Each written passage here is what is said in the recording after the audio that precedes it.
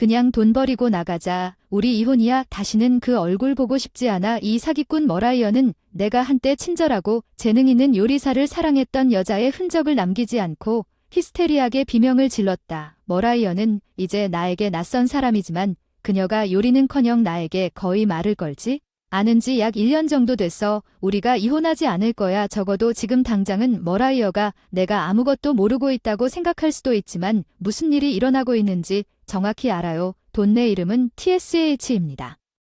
54세입니다. 세계적으로 유명한 제과회사의 CEO입니다. 할아버지가 이 제과회사를 창업하셨다는 것 외에는 별다른 특징이 없는 평범한 남자입니다. 내가 이 가문의 장남으로 태어나서 회사를 물려받게 된 순간 조부모님과 부모님은 집안일만 고집하지 않고 늘 나에게 하고 싶은 일을 하라고 하셨다. 과자 속에 둘러싸여 자라는 것, 자연스럽게 관심을 가지게 되었고 아쉽게도 제과에 대한 재능은 물론 요리에 대한 솜씨도 부족했습니다. 꼭 공장에서 일하며 제 손으로 다양한 과자를 만들고 싶었지만 그 꿈은 대학을 졸업하고 이루지 못했습니다. 그 당시 처음으로 기획 마케팅 부서에 부임했습니다. 저는 제가 회사의 상속자라는 사실을 아무에게도 말하지 않았습니다. 다른 사람들과 마찬가지로 시험을 치르고 제 장점으로 직위를 얻었습니다. 저는 과자를 만드는데 능숙하지 않습니다.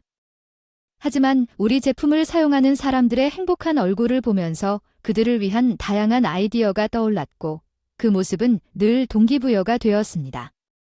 하지만 누구에게도 고백하지 않았는데도 나는 상속자입니다. 다른 직원들처럼 오랫동안 같은 부서에서 몇 년에 한 번씩 영업, 회계 같은 부서로 이직을 하게 됐어요. 회사 내에서 이런 이동이 흔한 일이 아니어서 제가 무능력해서 떠돌았다는 이상한 소문도 없었어요. 야, 무슨 일이야? 이 방 좀 치워주실 수 있나요? 결혼한 지 5년 정도 지났는데 신혼여행 기간은 더 이상 찾아볼 수 없습니다. 머라이어는 나를 부양하기 위해 직장을 그만두고 전업주부가 되었지만 요즘 그녀가 보내는 첫 3년 동안만 지속되었습니다. 그녀의 하루는 집에서 자신이 좋아하는 TV 프로그램을 시청하고 외출할 때마다 간식을 먹는다. 그녀는 자주 밤늦게까지 외박한다. 나는 일에 지쳐서 집에 돌아와 저녁을 먹고 목욕을 한 후 방을 청소하고 요리를 한다.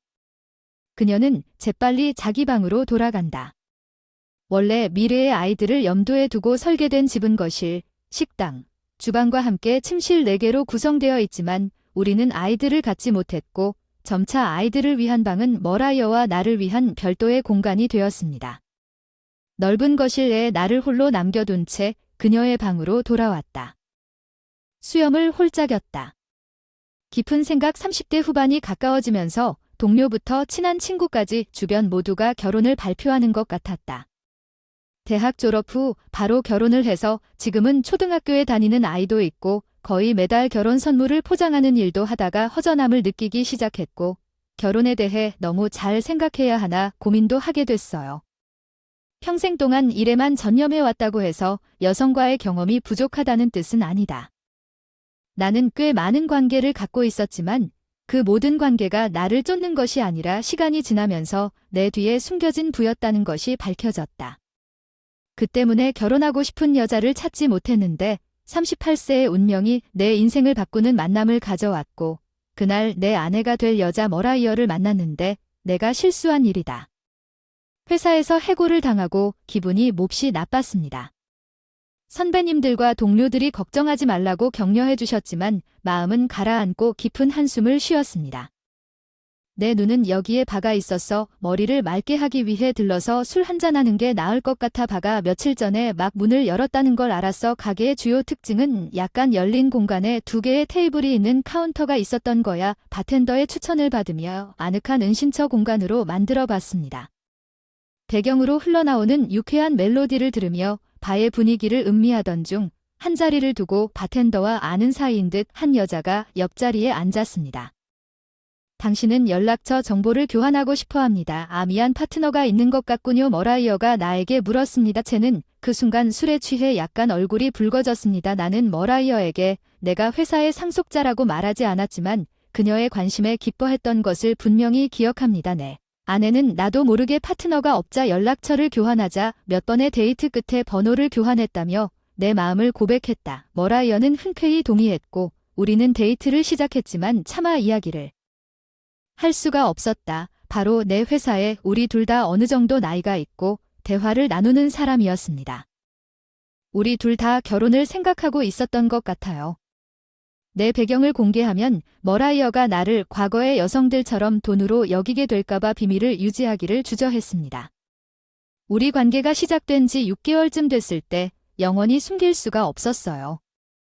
마침내 그런 공식적인 대화를 할 이유가 무엇인지에 대한 주제를 꺼냈어요. 제가 일하는 회사가 맞죠?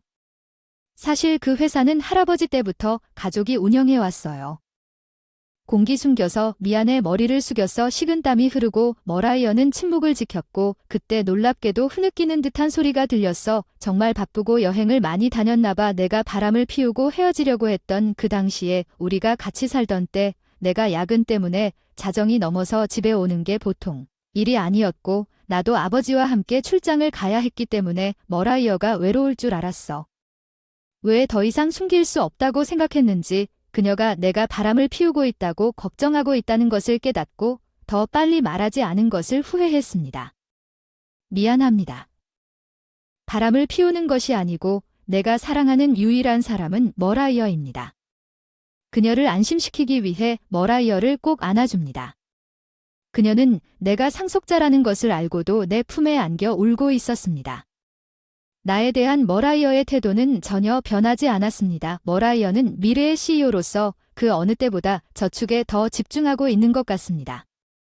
당장에 그렇죠. 무슨 일이 있어도 지원하겠습니다. 하지만 돈은 중요하지 않나요? 머라이어의 요점은 틀리지 않습니다. 정규 직원은 회사가 망하고 직장을 잃으면 새 직장을 찾고 또 다른 수입원을 확보할 수 있습니다. 반면에 퇴직금을 받는 소유자가 회사를 잃으면 금전적 손실이 상당할 수 있으며 일이 아무리 순조롭게 진행되더라도 막대한 빚을 지게 될 수 있습니다.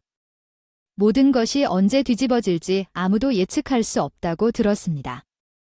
부유한 사람들일수록 돈을 더 중요하게 생각하는데 그게 사실일지도 모른다는 걸 깨닫기 시작했어요.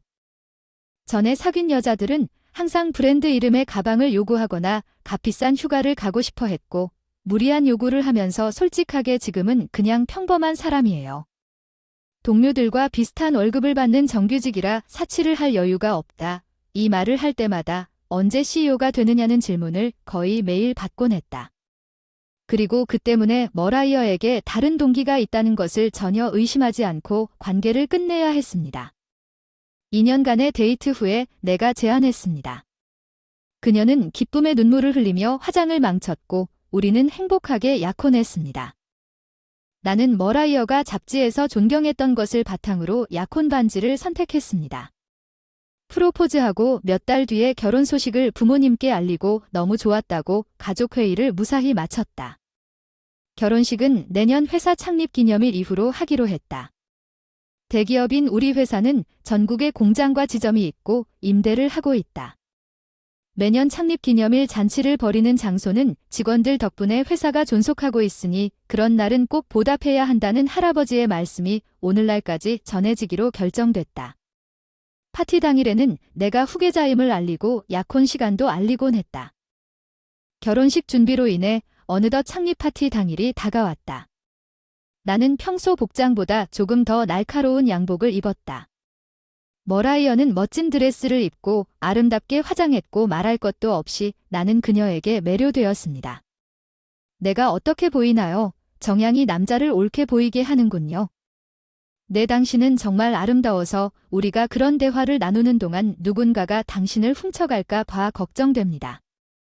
개인 아버지 대표님이 마이크를 들고 파티를 진행하고 계셨습니다. 이제 후임자가 누구인지 발표할 때가 된 것 같습니다. 저는 아버지가 26세에 낳은 아이이므로 아직 배불리지만 이제 65세입니다. 에너지가 넘치고 자신의 역할을 계속할 수 있는 그의 나이는 부인할 수 없습니다.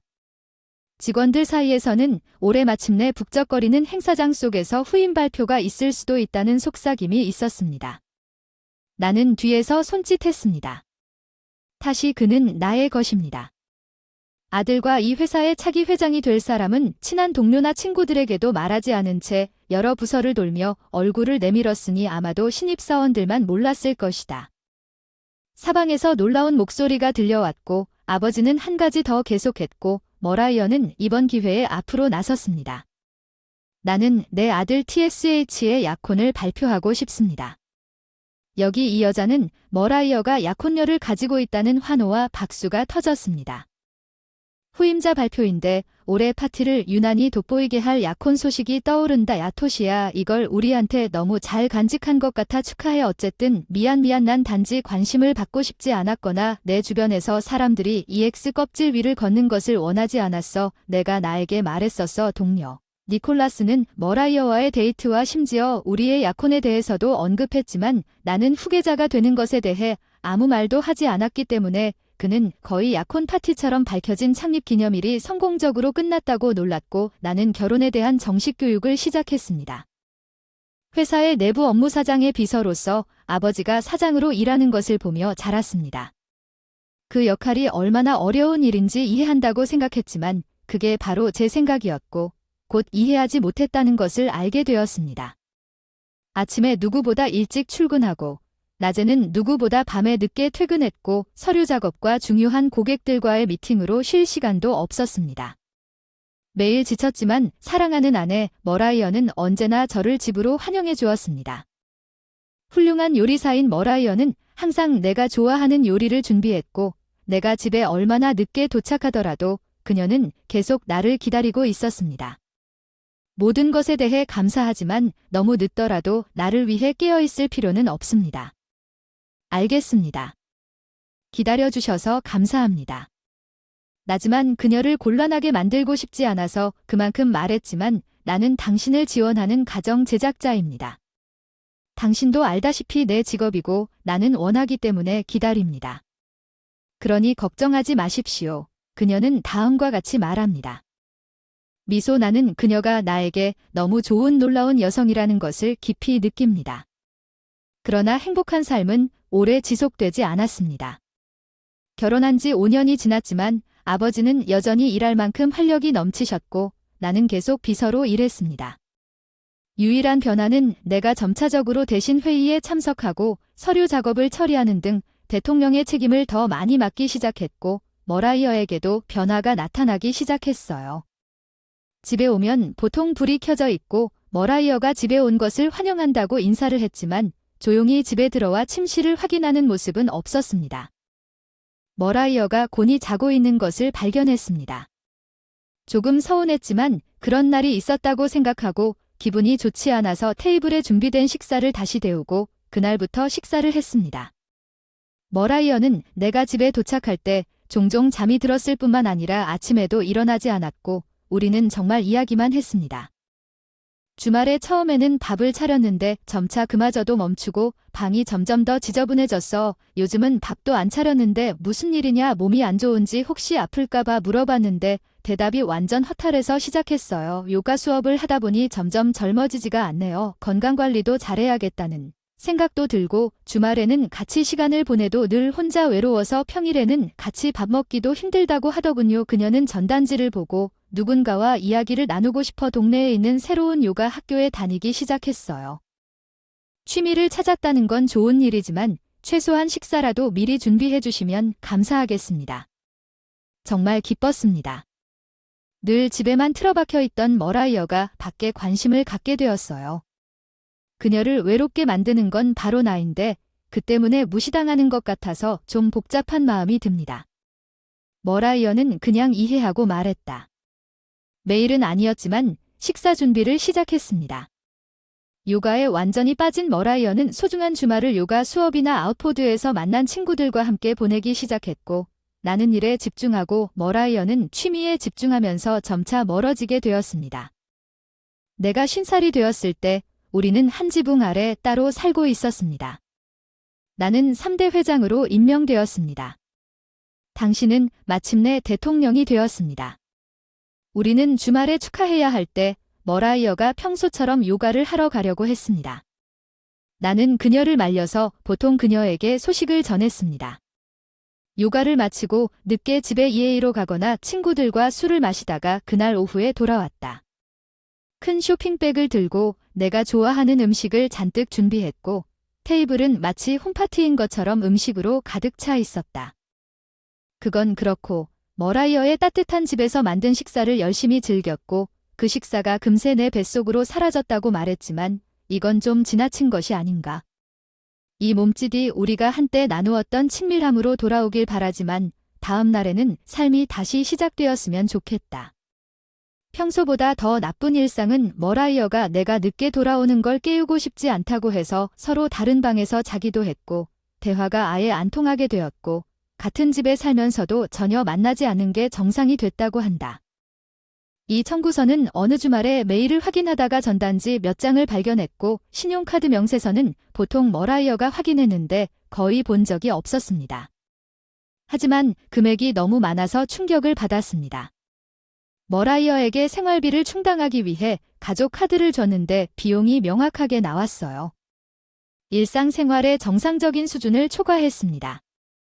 나는 머라이어에게 대화가 필요하다는 메시지를 보냈고 일찍 집에 오라고 촉구했지만 머라이어는 오후 10시가 지나서야 돌아왔습니다. 그녀의 늦은 귀국을 강요하지 않기로 결정하고 바로 요점에 이따금씩 알았습니다. 괜찮지 않습니까? 결국 저는 모두가 알고 있는 대통령의 아내이고 허름한 옷을 입은 모습은 볼 수 없다는 것을 말이 설명할 수 있습니까? 그래서 화장품이랑 옷을 대량으로 사온 거고 옷을 잘 입으면 안 된다는 건 아니지만 어떻게 지내는지 참고만 해주세요. 그녀는 그냥 그렇다고만 대답하고는 눈치채고 결국 욕실로 사라졌어요. 화장실 카운터가 줄지어 있었어요. 이전에 본 적 없는 스킨케어 제품과 머라이어가 주말에 외출할 때 유난히 스타일리쉬해 보였어요.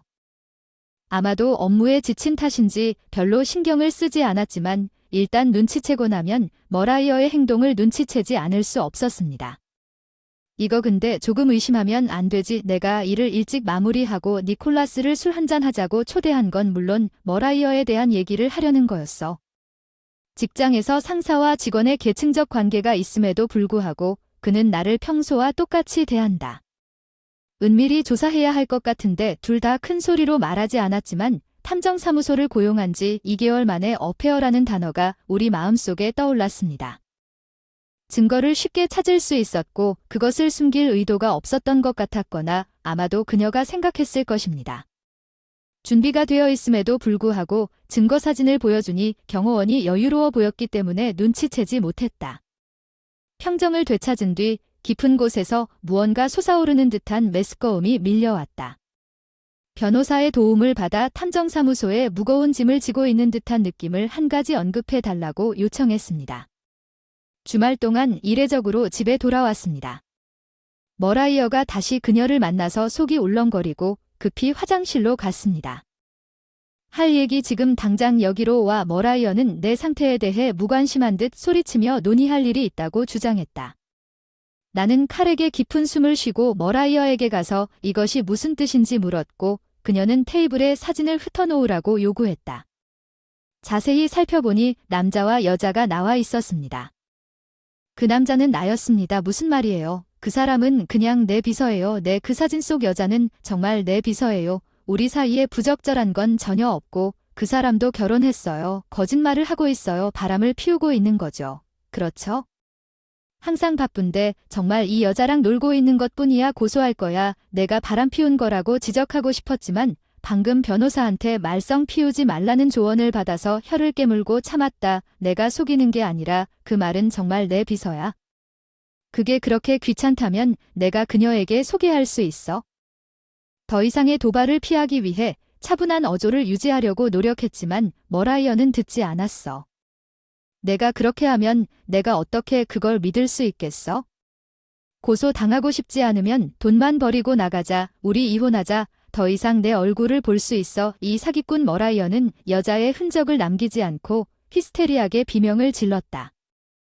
나는 한때 그녀의 손으로 얼굴을 가리고 사랑했던 것처럼 가끔 훌쩍이는 소리가 들리지만 나는 그것이 모두 연기일지도 모른다는 느낌을 지울 수 없었고 그녀의 손 뒤에는 우리가 이혼하지 않은 숨겨진 미소가 있을 수도 있습니다. 아직 머라이어는 자신이 이혼하지 않았다고 믿을 수도 있습니다. 잡혔지만 다 알아요. 단지 내 돈을 가져가려고 그녀가 나와 이혼하도록 놔두지 않을 거예요. 고소를 당하더라도 상관하지 마세요. 대통령이 불륜으로 고소를 당하면 평판 문제로 인해 회사를 잃을 수도 있다는 걸 알죠. 저도 준비해야 해요. 지금은 그게 전부가 아니야. 머라이어는 여전히 불평을 중얼거렸지만 내가 이혼을 완전히 배제할 수 없다는 것을 깨닫고 한숨을 쉬며 며칠 후 밤속으로 사라졌습니다. 쉬는 시간에 탐정사무소에서 소개한 변호사와 이야기를 나눴습니다.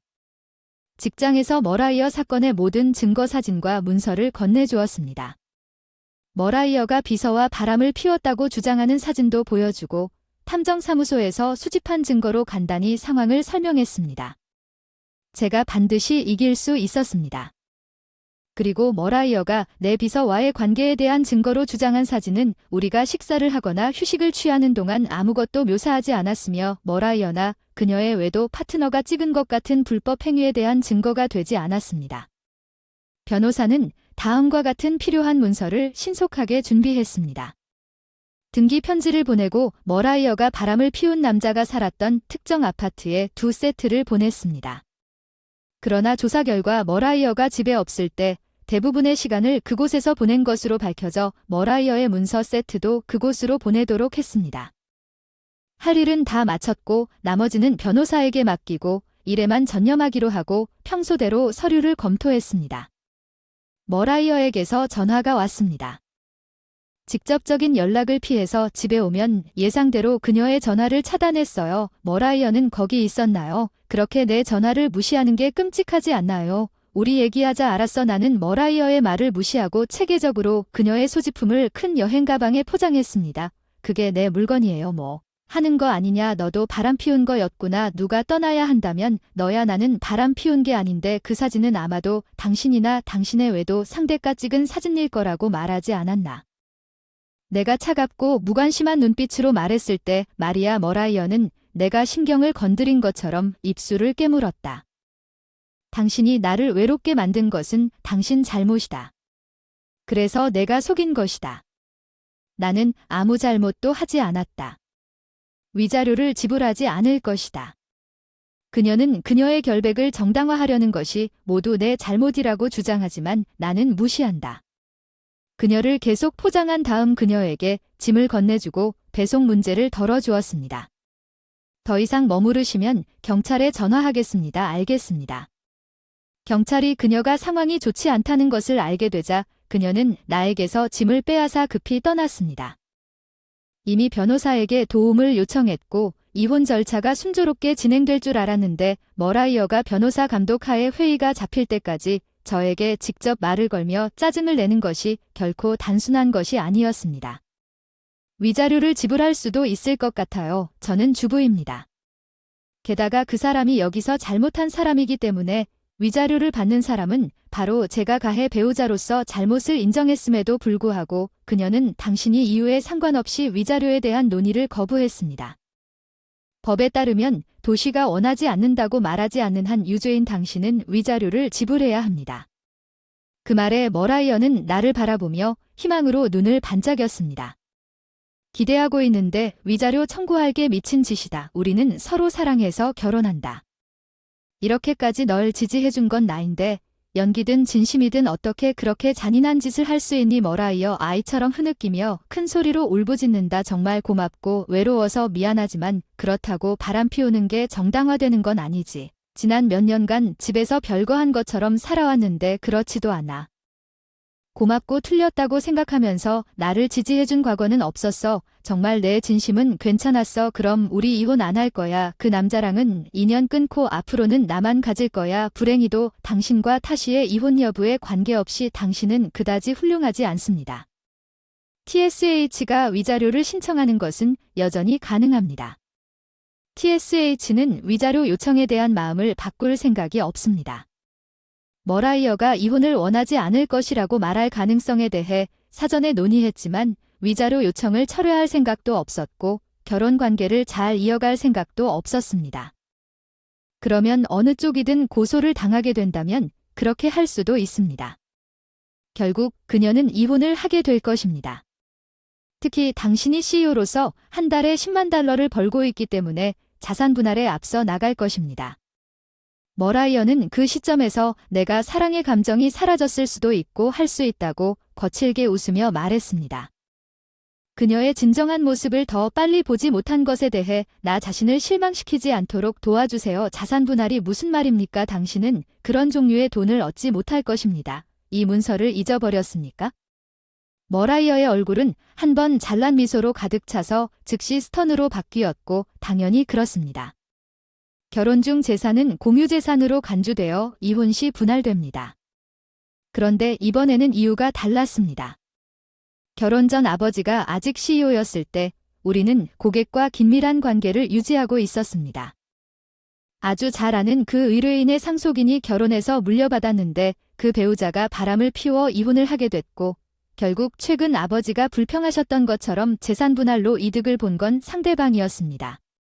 내가 머라이어를 믿지 않는다는 말은 아닙니다.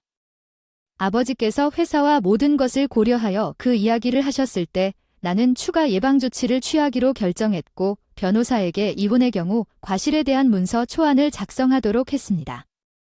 배우자 재산 분할은 없을 것입니다. 물론 머라이어에게 상황을 설명했고 머라이어는 기꺼이 문서에 동의하고 서명했지만 이 모든 이유는 당신 때문입니다. 나에게 아무것도 주지 않는 것은 조금 가혹하지 않습니까? 터무니없어. 원하는 대로 말해봐. 너에 대한 내 애정은 사라졌어. 머라이어는 계속 주체할 수 없이 흐느껴 울었고 게다가 이 상황이 내 변호사에게 많은 문제를 일으켰다는 사실이 실망스럽다. 중간에 갇힌 몇 안 되는 일이 드디어 끝났나. 머라이어는 이혼을 꺼려했다. 그러나 가해 배우자로서 그녀는 동의하지 않으면 법정에 갈 것이라는 변호사의 말을 별로 듣지 못했습니다. 그녀는 내가 그녀에게 충분한 돈을 주었다고 느꼈던 약간의 죄책감에 대해 마지못해 이혼 서류에 서명했습니다. 몇 달을 살아가며 머라이어와의 모든 인연을 끊고 어떤 사람들은 내가 너무 연약하다고 비난했지만 그녀는 내가 한때 사랑했던 여자였고 내 손에 팩박스를 쥐고 있는 그녀를 정말로 미워할 수가 없었다. 뒤를 돌아보았다. 머라이어와 엇갈리는 마음으로 함께 살았던 집은 미래에 아이들을 생각하며 함께 지은 집이었는데 현실은 아이를 낳기는커녕 함께한 시간도 거의 없었습니다. 그 집을 매물로 내놓고 얼마 후 부모님 집으로 이사했습니다.